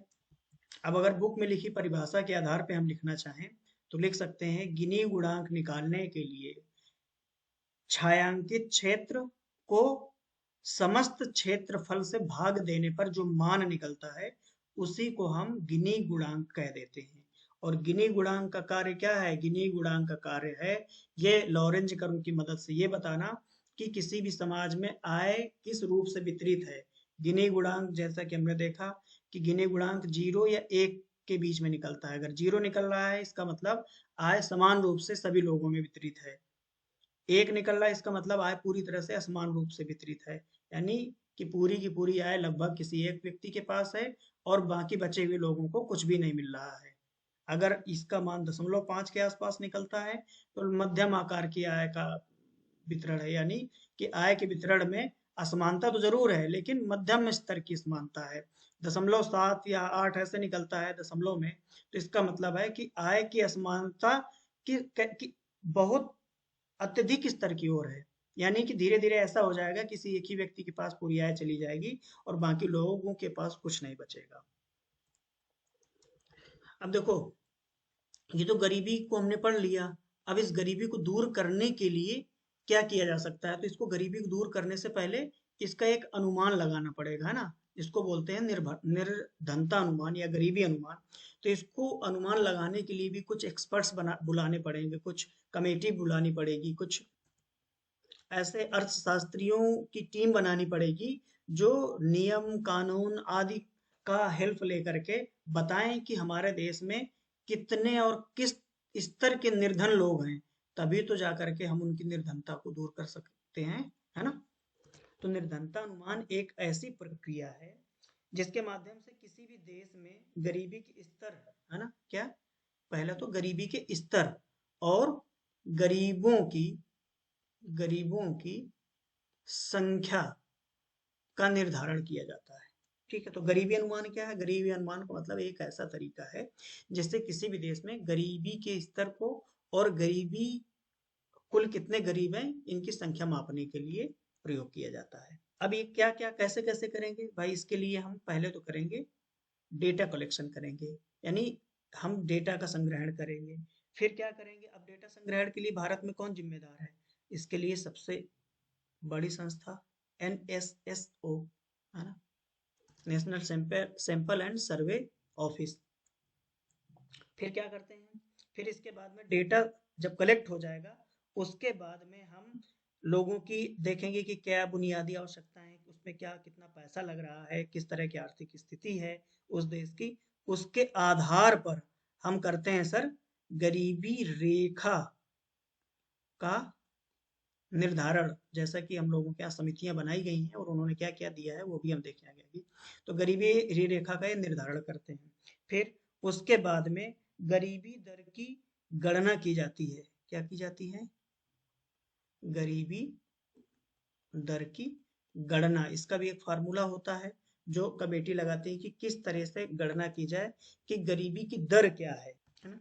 और इसको हम ये देख इस ऐसे मान सकते हैं सरल भाषा में कि इसमें वो लोग निकल के आते हैं जो गरीबी रेखा बनाई गई है, उस रेखा से कितने लोग जीवन यापन कर रहे हैं, उनकी संख्या निकल आती है। ठीक है। अब इसके अतिरिक्त गरीबी मापने के लिए कुछ तरीके अपनाए जाते हैं। किसके लिए? गरीबी मापने के तरीके, कि किस तरह से गरीबी मापी जाएगी। एक तो हमारा होता है आय आधारित दृष्टिकोण, है ना, कि हमें इसमें किसी व्यक्ति या परिवार की आय के आधार पे तुलना किया जाता है कि उसको गरीब माना जाएगा या नहीं माना जाएगा। ठीक है। दूसरा खर्च आधारित दृष्टिकोण होता है कि जिसमें देखा जाता है कि आय कर तो रहा है लेकिन उसका खर्च क्या है, खर्च को आधार बना करके हम मापते हैं कि वो गरीब है या नहीं है। और भारत में खर्च आधारित दृष्टिकोण को आधार बना करके ही गरीबी रेखा का मापन किया जाता है। ठीक है। इसके अतिरिक्त गरीबी मापने के लिए यूनाइटेड नेशन ने एक बहुआयामी गरीबी सूचकांक निकाला है। कौन सा? Multi poverty index. बहुआयामी मल्टी डायमेंशनल पॉवर्टी इंडेक्स निकाला है। इसके आधार पे भी हम क्या करते हैं? मापते हैं कि गरीबी है या नहीं है। अब ये गरीबी जो मापना या गरीबी का अनुमान लगाया जाता है, इसका महत्व क्यों है? क्यों ये गरीबी अनुमान लगाया जाता है ना। अब देखिए कई जगह बुक्स में आपको इसी गरीबी के अनुमान में ही काफी डेटा दे दिया जाएगा। तो मैंने यहाँ किसी तरह का डेटा नहीं लिया क्योंकि डेटा हम लास्ट में जब जैसे जो समितियां बनाई गई हैं गरीबी मापने के लिए और उन्होंने कुछ एक अपने अनुशंसाएं की हैं, कुछ डेटा उसमें पढ़ेंगे क्योंकि सारा डेटा हमारा काम का नहीं है। और हम वहां पर ये बताने नहीं जा रहे हैं एग्जाम में कि हम बहुत बड़े अर्थशास्त्री हैं। हम बस ये बताने जा रहे हैं कि अर्थशास्त्र की हमें इतनी समझ है कि अगर भारत में हमें किसी पद पे रखा जाएगा तो हमें एक बहुत बेहतर ढंग से आर्थिक गतिविधियों का संचालन कर सकते हैं। तो उसके कुछ कोर कॉन्सेप्ट आपको पता होने चाहिए और मैं वही सिखाने का प्रयास कर रहा हूँ। तो इसका महत्व क्या है गरीबी अनुमान लगाने का, गरीबी मापने का?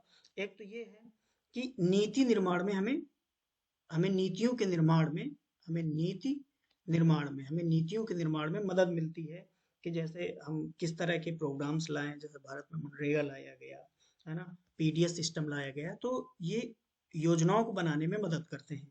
फिर संसाधन आवंटन में हमारी मदद करते हैं कि हमारे पास कितना संसाधन है और किस तरह से उसका आवंटन किया जाए, किस तरह से उनको डिस्ट्रीब्यूट किया जाए पब्लिक के बीच में कि लोगों की गरीबी दूर की जा सके।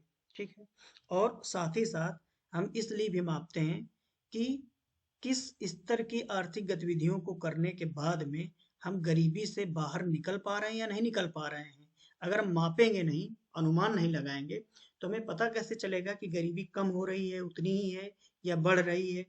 तो हम गरीबी मापन या अनुमान जो लगाते हैं उसका महत्व तो यही है कि हमें नीति निर्माण में मदद मिलती है, संसाधनों के आवंटन में मदद मिलती है, और गरीबी के को समझने में मदद मिलती है कि गरीबी हमारे देश से क्षेत्र से कम हो रही है, बढ़ रही है, या फिर हमें नीतियों में कुछ और बदलाव करने की आवश्यकता है। अब चुनौती क्या क्या आती है अनुमान लगाने में, गरीबी या निर्धनता अनुमान लगाने में? चुनौती तो सर सबसे बड़ी यही आती है कि गरीबी रेखा का निर्धारण करना एक बहुत जटिल प्रक्रिया है ना? क्योंकि गरीबी जब इतने प्रकार की है, इतने इतना डायमेंशन है गरीबी का, तो हम कोई एक गरीबी रेखा बना करके उससे ऊपर या उससे नीचे लोगों को लिस्टेड कर दें तो ये लोगों के साथ अन्याय हो जाता है। लेकिन अभी और कोई रास्ता ना होने की वजह से हम सबसे जो सरल रास्ता है उसी को अपना रहे हैं कि गरीबी रेखा मान करके हमने उसके आधार पे लोगों को, कुछ लोगों को गरीबी रेखा के नीचे कर दिया, कुछ को गरीबी रेखा के ऊपर, और इसी आधार पे उनके साथ में व्यवहार कर रहे हैं, यानी संसाधनों का आवंटन कर रहे हैं। लेकिन गरीबी रेखा का निर्धारण करना ये बहुत बड़ी जटिल प्रक्रिया है। तो चुनौतियां क्या क्या हैं सर इसकी?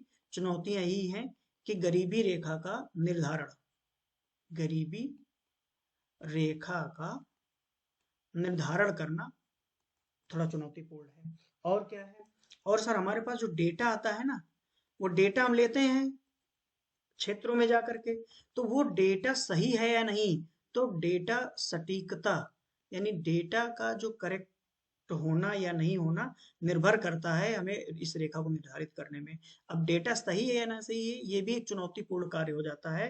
पता चले हमने जो डेटा इकट्ठा किया या जिसको डेटा इकट्ठा करने के लिए भेजा, वो क्षेत्र पे गया ही नहीं और उसने डेटा, गलत डेटा उठा के दे दिया, तो हम गलत आधार पे गरीबी रेखा निर्धारण कर लेंगे। हालांकि अब जब से ऑनलाइन आया है तो पारदर्शिता बढ़ी है, यानी कोई बैठ करके गलत काम नहीं कर सकता, फ्रॉड नहीं कर सकता है। तो अब जानकारी सही आएगी तो डेटा सही आएगा, तो डेटा सटीक हो जाएगा, यानी डेटा की सटीकता की जो चुनौती थी लगभग वो सही हो सकती है। और क्या हो सकता है सर?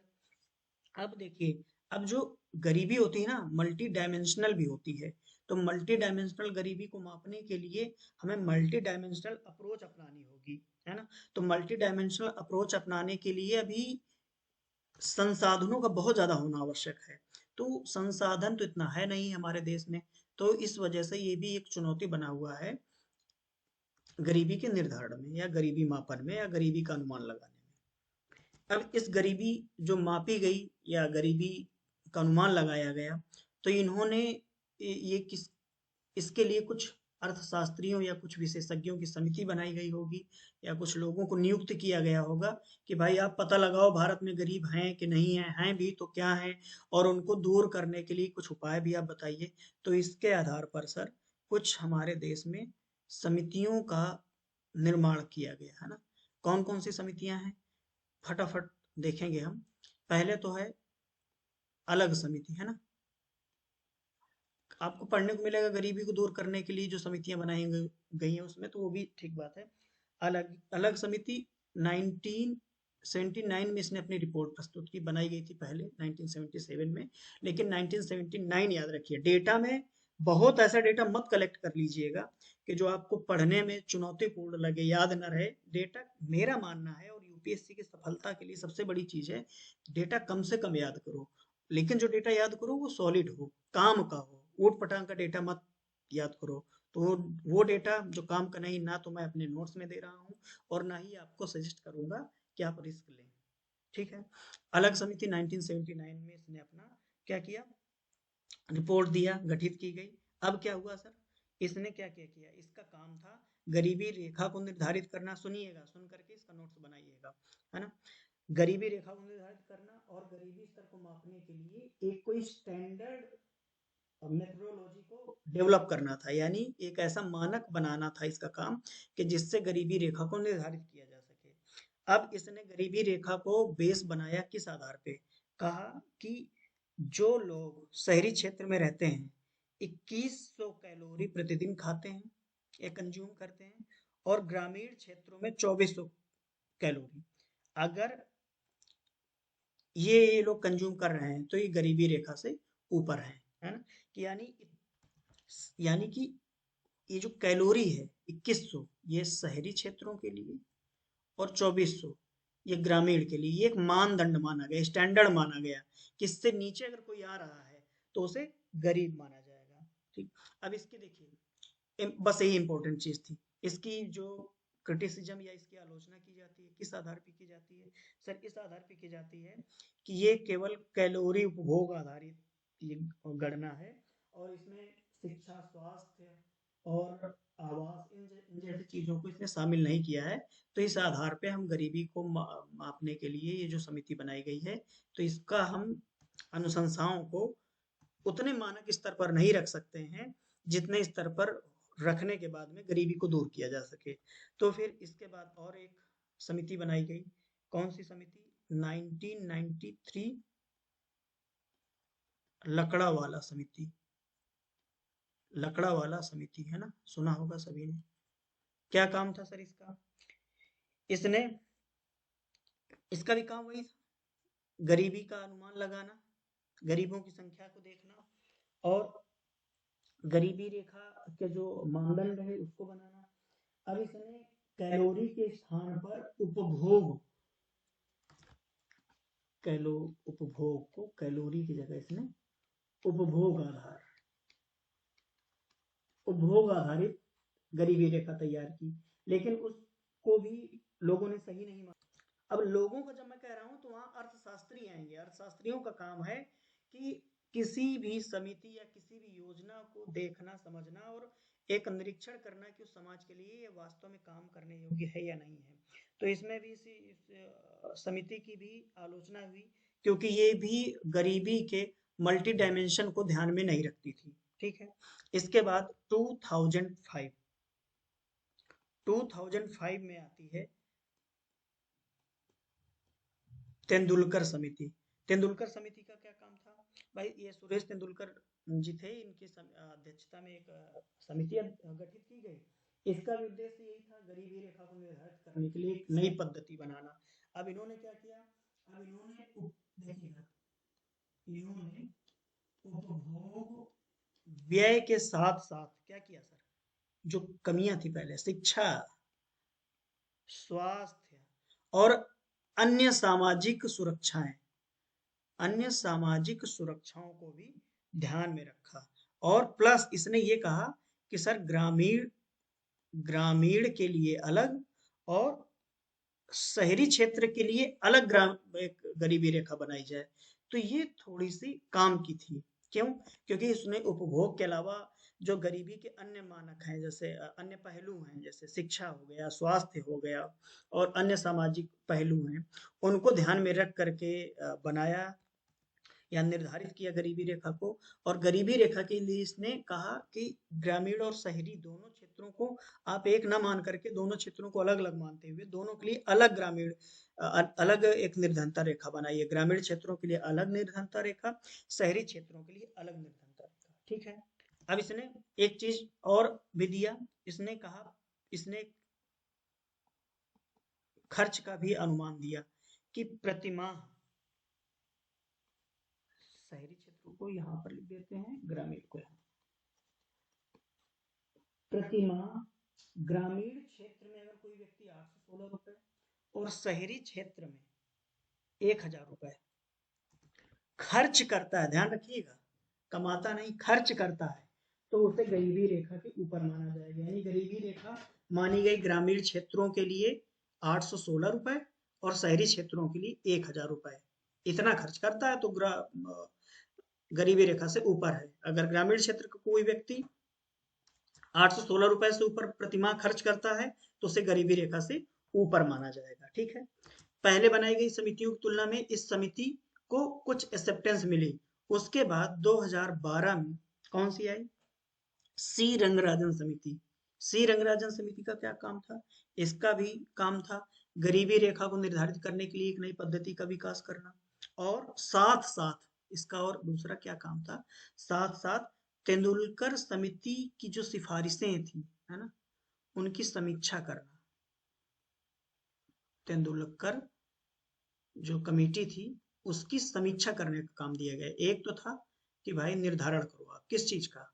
गरीबी रेखा का। दूसरा, तेंदुलकर समिति की समिति की जो भी सिफारिशें हैं उनकी आप उनको रिव्यू करो, उनकी समीक्षा करो। ठीक। अब देखिए इस समिति ने क्या किया सर? उपभोग व्यय तो आएगा ही, उपभोग व्यय यानी उपभोग में जो खर्च हो रहा है, इसके साथ साथ इसने न्यूट्रिशन को भी लिया कि पोषण, शिक्षा, स्वास्थ्य और आवास जैसी चीजों को ध्यान में रख करके निर्धनता रेखा बनाई। जाहिर सी बात है, जो व्यक्ति उपभोग व्यय सही से नहीं कर पा रहे होंगे, पोषण सही से नहीं मिल पा रहा होगा, शिक्षा सही से नहीं मिल पा रही होगी, स्वास्थ्य नहीं प्राप्त कर पा रहे होंगे, स्वास्थ्य लाभ नहीं ले पा रहे होंगे, आवास खुद का नहीं होगा, तो जाहिर सी बात है कि इन शब्दों को देख करके लग रहा है इस समिति ने ऐसी कुछ निर्धनता रेखा निर्धारित की होगी कि जिन लोगों के पास ये सुविधाएं नहीं ले पा रहे हैं वो निर्धनता रेखा से नीचे माने जाएंगे। अब इसका भी कुछ लोगों ने, अब चूंकि देखिए ये 2012 में गठित हुई है ना, अब इस समय तक जो ये सुविधाएं दे रहे थे लोगों को, तो इसमें भी लोगों ने इनकी आलोचना किया कि भाई इसमें भी जो आप दे रहे हैं ये आधुनिक विश्व को देखते हुए ये बड़ी कम सुविधाएं, और ये मानक जो आप मानदंड स्थापित कर रहे हैं, इससे नहीं तय हो जाता कि वो व्यक्ति गरीबी रेखा से ऊपर आ चुका है। मान लीजिए कि किसी व्यक्ति के पास खाने के लिए पैसा है, वो न्यूट्रिशियस खाना खा रहा है, वो शिक्षा ले रहा है, स्वास्थ्य भी ठीक ठाक उसका है, आवास भी है, और इस आधार पे आप मान लें कि वो गरीब नहीं है, तो आधुनिक विश्व में इस संकल्पना को भी नकार दिया गया है कि भाई ये इसमें भी कुछ ना कुछ चुनौतियां हैं। लेकिन हमें याद रखना है कि किस सिफारिशों में जो मोटे मोटे पॉइंट्स हैं उनको लिखना है। इसमें बहुत, देखिए मैं बहुत ज्यादा इसलिए नहीं बता रहा हूँ इनमें क्योंकि इनसे बहुत ज्यादा पॉइंट नहीं बनता है, एक दो पॉइंट बनता है जो मैं आपको बता रहा हूँ बस। अब एक एक लाइन है, याद रखिएगा, 2014 में नई गरीबी रेखा नाम से कॉन्सेप्ट आया। क्या? नई गरीबी रेखा। इसमें तेंदुलकर समिति की जो सिफारिशें थी, है ना, उनको सही माना गया और गरीबी रेखा को लागू किया गया कि भाई इसकी सिफारिशों के आधार पे इसने जो गरीबी रेखा की परिभाषा दी है वो हम मानते हैं फिलहाल अपने संसाधनों को देखते हुए, क्योंकि देखिए गरीबी रेखा का निर्धारण कर देने से और गरीबों की संख्या गिन लेने से गरीबों की समस्या नहीं दूर होगी। हमें देखना होगा कि हमारे पास, हमारे देश के पास संसाधन क्या है और हम क्या क्या संसाधन अपने यहाँ रहने वाले गरीबों को दे सकते हैं उनकी गरीबी दूर करने के लिए। उसी आधार पे गरीबी का रेखा का निर्धारण करके उनकी गरीबी दूर करने का प्रयास किया जाता है। ठीक है। अब अंतरराष्ट्रीय स्तर पर एक multi multi dimensional poverty index आया, है ना, इसको पढ़ना इसी के साथ में इसलिए जरूरी है क्योंकि क्वेश्चन इससे बन जाता है कई बार। मल्टी डायमेंशनल पॉवर्टी इंडेक्स ये यूनाइटेड नेशन और Oxford poverty and human development initiative के द्वारा विकसित किया गया एक सूचकांक है, एक इंडेक्स है। किसके द्वारा? यूनाइटेड नेशन के द्वारा और Oxford poverty and human development initiative ने इस इंडेक्स को बनाया है, और गरीबी रेखा निर्धारण करने में भारत में इस इंडेक्स की भी मदद ली जाती है। अब इस इंडेक्स में क्या क्या है? इस इंडेक्स में मेजर 3 चीजें हैं और उसके अंतर्गत 10 चीजों को रखा गया है। मेजर कौन कौन सी 3 चीजें हैं? पहला तो ये है, शिक्षा को इन्होंने रखा हुआ है ना। शिक्षा में क्या है? 2 चीजों को रखा है कि कोई भी बच्चा कितने वर्ष स्कूल गया है, यानी कितने साल स्कूली शिक्षा प्राप्त की है। दूसरा कि क्या स्कूल कोई बच्चा नहीं गया है। दूसरे स्तर पे क्या रखा है इन्होंने? स्वास्थ्य को रखा है। शिक्षा में 2 ही चीजें रखी कि गया है तो कितने साल, और या तो गया है कि नहीं गया, नहीं गया तो यहाँ पर, और गया है तो कितने वर्ष तक। स्वास्थ्य में कितनी चीजों को रखा है? स्वास्थ्य में 2 चीजें कि बाल मृत्यु दर, शिशु मृत्यु दर जिसको बोलते हैं, बाल मृत्यु दर। शिशु मृत्यु दर का क्या मतलब है? 0 से 5 साल के बीच में जो मृत्यु हुई है उनका लिस्ट यहाँ पे होगा। और दूसरा कि अगर पोषण सही ना होना या कुपोषित, कोई भी व्यक्ति परिवार का कुपोषित है क्या, स्वास्थ्य के लिए 2 चीजें रखी हैं। फिर जीवन स्तर तीसरा नंबर पर है। जीवन स्तर पर इन्होंने 6 चीजें रखी हैं, 2 3 4 5 6। पहली कौन सी है? पहले इन्होंने बिजली को रखा है कि बिजली है या नहीं है घर पे। दूसरा पेयजल है नहीं, ध्यान रखिएगा जल नहीं पूछ रहा है, पेयजल कह रहा है, पेयजल है या नहीं है। शौचालय है या नहीं है। और ईंधन है नहीं। और कौन सा? खाना वाला ईंधन, खाना पकाने वाला ईंधन। और आवास जो है ये सही है या नहीं है, क्योंकि आवास कई बार झोपड़ी में रह रहे हो वही भी आवास है, आप टूटी हुई छत वाले घर में रह रहे हो वो भी आवास है, लेकिन आवास और सही आवास है या नहीं है। और फिर इसके बाद में आपकी कोई, जो मैंने आपसे कहा था सर, मनोरंजन, है ना, तो मनोरंजन तो नहीं लिख सकते, उसको कह सकते हैं टीवी, कंप्यूटर, टेलीफोन। मतलब ऐसे संसाधन जिससे व्यक्ति अपने दिमाग को रिलैक्स कर सके, जिससे आदमी को आराम मिलेगा, तो फिर क्या होगा, आदमी का जीवन स्तर बढ़ेगा। तो ये 10 चीजों का लिस्ट बनाया गया है एमपीआई ने, कि इन 10 चीजों को बेस बना करके गरीबी रेखा का निर्धारण करते हैं। तो भारत का सरकार भी मल्टी डायमेंशनल पावर्टी इंडेक्स की हेल्प लेती है। अब यहाँ मल्टी डायमेंशनल पावर्टी इंडेक्स आ गया है। 10 चीजों को हमने देख लिया, इसको 3 भागों में बांटा गया, एक शिक्षा, स्वास्थ्य और जीवन स्तर के। याद रखिएगा, शिक्षा में कितने वर्ष गया है व्यक्ति, या तो गया है कि नहीं गया है। स्वास्थ्य में बच्चों की मृत्यु, और कोई व्यक्ति परिवार में कुपोषित है या नहीं है। जीवन स्तर में बिजली, पानी, शौचालय, खाना बनाने के लिए ईंधन है या नहीं है, सही आवास है या नहीं। और मनोरंजन के साधन, टीवी हो गया, फ्रिज हो गया, एसी हो गया, कूलर हो गया, या मनुष्य के जीवन को आसान करने वाले संसाधन जैसे साइकिल है, बाइक है, कार है, ऐसी चीजें। तो ये मल्टी डायमेंशनल पॉवर्टी इंडेक्स के ये पार्ट थे। अब सर क्या हुआ, अब ये है कि मल्टी डायमेंशनल पॉवर्टी इंडेक्स केवल गरीबी को पैसे से जोड़ के नहीं देखता, ये जीवन स्तर को भी दिखाता है कि जीवन स्तर अच्छा है या नहीं है।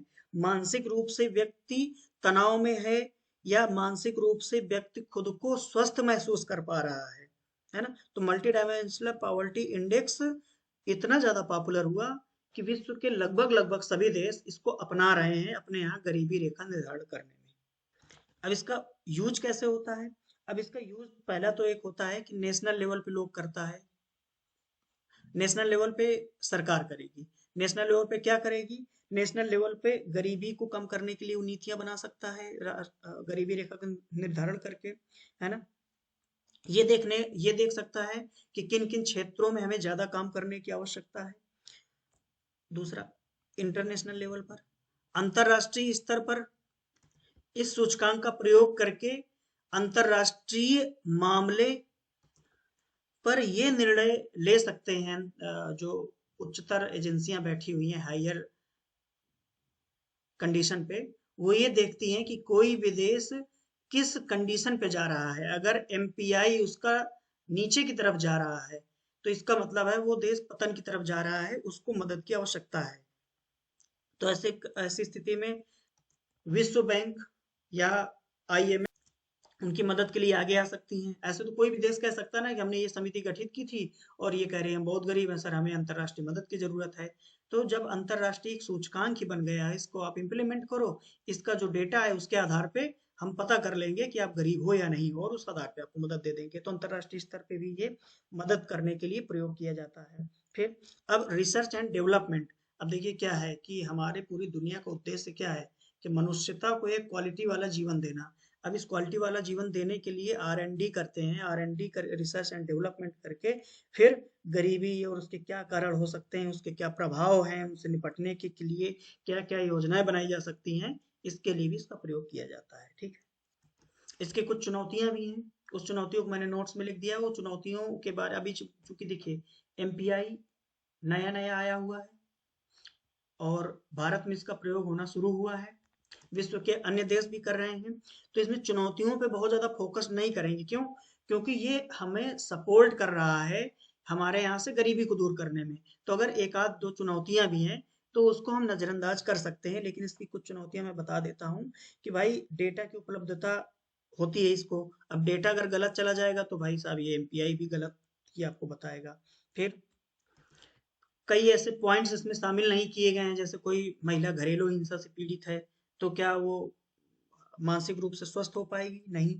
सामाजिक रूप से किसी व्यक्ति को परेशान किया जाता है, वो भी संकेतक इसमें शामिल नहीं। तो ये चुनौतियां हैं इसकी, है ना।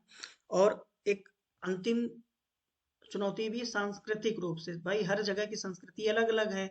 जहाँ कई मामलों में लोग घर में शौचालय नहीं बनाते हैं, बाहर ही बनाते हैं, बाहर जाते हैं। तो ऐसी स्थिति में शौचालय आपने रख रखा है। अब बहुत समृद्ध लोग भी शौचालय घर के बाहर बनाते हैं। अब आपने रख रखा है, शौचालय नहीं है आपके घर में, लिख देंगे एमपीआई के अकॉर्डिंगली ये गरीब व्यक्ति है। तो ये कुछ चुनौतियां हैं एमपीआई की, ठीक। अब सर, आपको एक काम करना है। क्या काम करना है? कि आपको खुद का विचार करके दो प्रश्नों का उत्तर देना है। गरीबी के दुष्परिणाम क्या क्या हो सकते हैं, ठीक है। और दूसरा, गरीबी को दूर करने की क्या क्या उपाय हो सकते हैं, है ना। ये एक बार खुद से करिए, और उसके बाद जो मैंने नोट्स दिया है बहुत सरल लैंग्वेज में लिखा है, वहां से देखिएगा इसको। ठीक है, अब आगे बढ़ते हैं। गरीबी के बारे में तो देख लिया, मापने का तरीका भी देख लिया, समितियां भी देख ली। अब गरीबी को दूर करने के लिए सरकार ने क्या क्या प्रयास किए हैं, है ना। अब एक काम करिएगा, प्रयास का मतलब है यहाँ मैं कुछ योजनाएं बताऊंगा। अब योजनाओं में एक काम आप ये करेंगे कि खुद से एक नोट्स बनाएंगे, जिसमें एक तरफ तो लिखेंगे सर योजना, ठीक है, या फिर एक अलग अलग पेज में लिख सकते हैं, अलग अलग पेज में लिखिएगा। योजना, योजना कब शुरू हुई, ईयर लिखना है आपको, है ना, ईयर लिखना है। फिर किस मिनिस्ट्री के अंतर्गत आती है, ये मिनिस्ट्री लिखना है। किसके लिए बनाई गई, यानी इसका उद्देश्य क्या है, ठीक। और इसके क्या क्या लाभ हो सकते हैं, इतनी चीजों को आप करना है। अब मैं स्कीम्स को बता दे रहा हूं, और इनको आप इंटरनेट की मदद से असेंबल करना, लिखना आपका काम है ना। बहुत विस्तार में नहीं लिखना है, एक एक पॉइंट लिखना है। देखिए, गरीबी को दूर करने के लिए भारत सरकार ने तीन तरह का दृष्टिकोण अपनाया है। पहला तो एक दृष्टिकोण ये है कि जिसमें आर्थिक समृद्धि को बढ़ावा देता है। किसको? आर्थिक समृद्धि को। इसका मानना है कि जब हम आर्थिक समृद्धि हो जाएगी, देश हमारा आगे बढ़ जाएगा। भले ही आय किसी खास जगहों पे आ जाए, खास लोगों के पास चली जाए, लेकिन ऐसा हो करके धीरे धीरे धीरे धीरे समाज के सभी वर्गों तक आय पहुंच जाएगी, और फाइनेंशियल इंक्लूजन या आर्थिक समावेशन हो जाएगा। दूसरा जो इन्होंने देखा है या निवारण का जो प्रयास किया है, वो निर्धनता उन्मूलन, क्या है, निर्धनता उन्मूलन कार्यक्रम चला के किया है। इसी में आपकी सारी योजनाएं आती हैं। भारत सरकार ने निर्धनता को दूर करने के लिए जो जो प्रयास किए हुए हैं। और तीसरा क्या है, कि तीसरा है कि निर्धन व्यक्ति की न्यूनतम आवश्यकताओं को अलग अलग तरीके से पूरा कर देना। तो तीन दृष्टिकोण भारत सरकार ने अपनाए हैं निर्धनता को दूर करने के लिए। पहला क्या है, आर्थिक समृद्धि। आर्थिक समृद्धि बढ़ेगी तो धीरे धीरे वो भारत के सभी समाज में, भारत के सभी प्रकार के वर्गों में, सभी लोगों तक पहुंच जाएगी, भले धीरे धीरे पहुंचे। दूसरा दृष्टिकोण क्या है, निर्धनता उन्मूलन कार्यक्रम चला करके, जिसमें तमाम तरह की योजनाओं को लाएगा और निर्धनता दूर करने का प्रयास करेगा, ठीक है। अब तीसरा दृष्टिकोण क्या है, तीसरा दृष्टिकोण है निर्धन लोगों की मूलभूत आवश्यकताओं को पूरा करके गरीबी को दूर कर देना। तो तीन तरह के दृष्टिकोण हैं। अब इन्हीं दृष्टिकोणों को की पूर्ति करने के लिए समय समय पर भारत की सरकार कुछ योजनाएं लाती रहती है। तो गरीबी दूर करने संबंधित योजनाएं कौन कौन सी हैं? पहली तो योजना ये जो रोजगार से संबंधित है, कि अगर रोजगार से संबंधित, कि अगर रोजगार बढ़ा दिया जाए तो गरीबी खत्म हो जाएगी। सर, इसमें कौन कौन सी योजना आ सकती है, बताइए सर। मनरेगा। अब इनका मैं नाम बता दे रहा हूँ, ये लिखना आपका काम है, इन योजनाओं को लिस्टिंग करना, ठीक है। खुद से करिए भाई। आप हर चीज इस पे सिर्फ इस बात पे डिपेंड हो जाएंगे कि नोट्स मिल जाएगा उसको मैं पढ़ लूंगा, तो फिर सिलेक्शन तो वैसे भी नहीं होने वाला है। इसमें सिलेक्शन टोटल होने वाला है आपके मेहनत से, आपके काम से। और मेरा या किसी भी कोचिंग इंस्टीट्यूट के ट्यूटर का या मेंटर का काम इतना होता है कि आपको बताना कि क्या क्या करना है, करना आपको पड़ेगा, है ना। अब ये लिख कर तो कहीं से भी कॉपी पेस्ट करके मैं ही दे दूंगा, लेकिन ये कॉपी पेस्ट करने का मामला नहीं है, मामला है सिलेक्शन का। तो आप इसको मैं बता दे रहा हूँ, इसको खुद बनाइए, खुद लिखिए, ठीक है। रोजगार के लिए योजना मनरेगा। और कौन सी हो सकती है? पीएम रोजगार योजना, ठीक है, पीएम रोजगार योजना। और कौन सी हो सकती है? स्टार्टअप इंडिया, ठीक है। अब सामाजिक सुरक्षा के लिए योजनाएं बनाई गई, कि हम अगर सामाजिक सुरक्षा दे दें किसी को तो फिर वो गरीबी रेखा से बाहर आ जाएगा। अब सामाजिक सुरक्षा में कौन कौन सी हो सकती है? पीएम जनधन योजना, ठीक है, और पीएम आवास योजना, समझ में आ रही है बात, और राष्ट्रीय खाद्य सुरक्षा योजना या राष्ट्रीय खाद्य सुरक्षा अधिनियम भी लाया गया, इसीलिए राष्ट्रीय खाद्य सुरक्षा इसलिए लेके आया गया कि लोगों को भोजन के लिए, अगर वो किसी भी तरह से मेहनत करके या कुछ भी करके भोजन नहीं पा रहे हैं, तो उनको मूलभूत आवश्यकता के रूप में जो भोजन है उसके लिए संघर्ष ना करना पड़े और उस नाते उनको असामयिक मृत्यु या खराब स्वास्थ्य से जूझना ना पड़े। ठीक, तो इसलिए राष्ट्रीय खाद्य सुरक्षा अधिनियम लाया गया था, इसको पढ़ना है, और खाद्य सुरक्षा के लिए जो योजना चलाई उसको देखना है। अब तीसरा इनका मानना था कि हम शिक्षा और कौशल के लिए अगर कुछ काम करें तो इससे भी गरीबी दूर हो सकती है। इसके लिए क्या क्या योजनाएं बनाई गई? इसके लिए सर्व शिक्षा अभियान बनाया गया, ये इसको पढ़ना है। ठीक, और एमडीएम मिड डे मील योजना बनाई गई है ना। फिर पीएम कौशल विकास योजना बनाई गई। इससे क्या होगा? शिक्षित होंगे और कौशल होगा और इसके नाते वो गरीबी को दूर कर सकते हैं। और किस क्षेत्र में काम किया जाए तो गरीबी दूर होगी? और करेंगे स्वास्थ्य के क्षेत्र में भी। स्वास्थ्य, व्यक्ति स्वस्थ रहेगा तो एक हेल्दी मैन पावर वाला समाज तैयार होगा, तो मेहनत करके भी पैसा कमा सकता है। इसके लिए इन्होंने आयुष्मान योजना शुरू किया। आयुष्मान योजना, और क्या है? नेशनल हेल्थ मिशन, इसको देख लेना है। और क्या कर सकते हैं? और इसी में इन्होंने इंद्र धनुष योजना शुरू की। अब देखो सर, योजनाएं स्वास्थ्य की बहुत होंगी, वो सब नहीं करनी है। गरीबी को दूर करने के लिए जो मेन मेन स्कीम्स चलाई गई उनकी मैं बात कर रहा हूँ, और उनको यहाँ देखना है। ऐसा नहीं कि जोश में आ गए और पूरी योजना लिख मारी। जितनी मैं बता रहा हूँ बस उतनी लिखनी है, ठीक है। फिर और क्या कर सकते हैं? और ये कह रहे हैं कि सर अगर लोगों को आर्थिक क्रियाओं में ले आओ, यानी वित्तीय समावेशन इनका करने लगो, इकोनॉमिक इंक्लूजन करने लगो, तो भी हम गरीबी को दूर कर सकते हैं। तो वित्तीय समावेशन के लिए इन्होंने क्या किया? इसमें जनधन भी लिख सकते हैं, और जनधन तो हम देख चुके हैं। तो मुद्रा योजना आ जाएगी, ठीक है। और क्या हो सकता है? प्रधानमंत्री किसान सम्मान योजना, किसानों को मिलता है ना पैसा वित्तीय समावेशन के माध्यम से। और पीएम गरीब कल्याण योजना, इससे भी कह रहे हैं कि वित्तीय समावेशन यानी पैसा दे दे लोगों को, तो लोग पैसे से कुछ ना कुछ व्यापार करेंगे या अपनी जरूरतें पूरी करेंगे और गरीबी दूर कर लेंगे। और क्या कर सकते हैं? भाई साहब इतना कर रहे हो तो महिला क्यों छोड़ रहे हो? महिला सशक्तिकरण, महिला सशक्तिकरण, महिला सशक्तिकरण कौन कौन सी योजनाएं हैं? बिल्कुल सही बात है, बेटी बचाओ बेटी पढ़ाओ योजना, और महिला सखी केंद्र योजना। फिर फिर इनका कहना है कि भाई जो शहरों में गरीब है उनके लिए भी कुछ योजनाएं ऐसी चला दो जिससे उनकी गरीबी दूर हो जाए। तो शहरी और प्लस हम ग्रामीण भी इसी में शामिल किए दे रहे हैं, ठीक है।